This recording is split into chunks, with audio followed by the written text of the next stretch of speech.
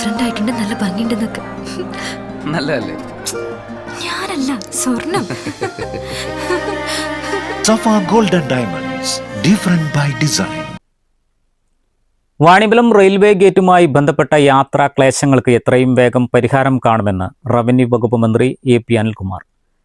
Railway മേൽപ്പാലം വികസനവുമായി ബന്ധപ്പെട്ട നടപടികൾ ദ്രുതഗതിയിലാക്കാൻ ആവശ്യമായ ഇടപെടലുകൾ നടത്തുമെന്നും സ്ഥലമേറ്റെടുപ്പ് അടക്കമുള്ള കാര്യങ്ങളിലെ കാലതാമസം മാത്രമാണ് നിലവിലുള്ളതെന്നും അദ്ദേഹം വ്യക്തമാക്കി.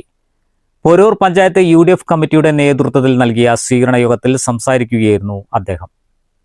നമ്മുടെ വാണിയമ്പലം മേൽപ്പാലം ഉൾപ്പെടെയുള്ള കാര്യങ്ങൾ അത് നീണ്ടുപോയത് CPM സംസ്ഥാന ഗവൺമെന്റിന്റെ നിലപാട് കൊണ്ടാണ് എന്ന് കുറ്റപ്പെടുത്താൻ ഞാൻ തെരഞ്ഞെടുപ്പ് വരെ വന്നിട്ടില്ല. ഗവൺമെന്റ് നടപ്പാക്കില്ല, അല്ലെങ്കിൽ ഫണ്ട് അനുവദിക്കില്ല എന്ന് കണ്ടപ്പോൾ ഞാൻ നേരെ തീരുമാനിച്ച് റെയിൽവേയിലേക്ക് അത് കൊടുക്കുവാനും റെയിൽവേയുടെ ഫണ്ട് കിട്ടുമോ നോക്കാനാണ് ശ്രമിച്ചത്.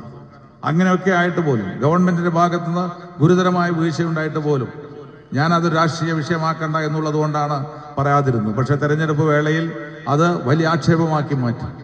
നമുക്കറിയാം, റെയിൽവേ ഗേറ്റുകളുടെ പ്രയാസങ്ങൾ അനുഭവിക്കുന്ന ആളാണ് നമ്മളൊക്കെ, ഞാനും ഇന്നും അനുഭവിച്ചതാണ്. പക്ഷെ റെയിൽവേ ഗേറ്റുകൾ എന്ന് പറയുന്നത് കേരളത്തിൽ ഉണ്ടായിട്ടുള്ള റെയിൽവേ ഗേറ്റുകളൊക്കെ റെയിൽവേ ഓവർബ്രിഡ്ജ് ആയി മാറുന്നതിന് ദശാബ്ദങ്ങൾ എടുത്തിട്ടുണ്ട്. ഇപ്പോഴും ഞങ്ങൾ കണക്കെടുക്കുമ്പോൾ ഇനിയും ഏതാണ്ട് 40ഓളം റെയിൽവേ ഗേറ്റുകൾ ഇതുപോലെ ഉണ്ട്.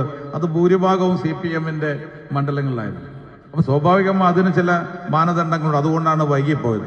എന്നിട്ടും ആവശ്യം വന്നു കഴിഞ്ഞപ്പോൾ നമ്മളത് ഇടപെട്ടു, രാഹുൽ ഗാന്ധി ഇടപെട്ടു, ഫണ്ട് അനുവദിച്ചു.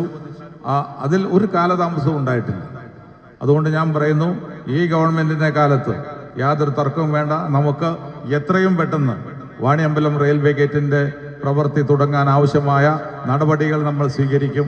അതിന്റെ സ്ഥലമെടുപ്പ് മറ്റ് കാര്യങ്ങളുടേതായ കാലതാമസം മാത്രമേ ഉണ്ടാവൂ എന്ന് ഞാൻ നിങ്ങളോട് പറയുവാൻ ഈ സന്ദർഭം വിനിയോഗിക്കുകയാണ്. ഞാൻ നമ്മുടെ വണ്ടൂരിലെ വികസന കാര്യങ്ങളിൽ നമുക്ക് ആവശ്യമായ റോഡും പാലങ്ങളും ഒക്കെ ഉണ്ട്. അതൊക്കെ നമുക്ക് പരമാവധി ഈ ഗവൺമെന്റിന്റെ കാലത്ത് തന്നെ നമുക്ക് ചെയ്യാൻ കഴിയും എന്നാണ് ഒരു വിശ്വാസം.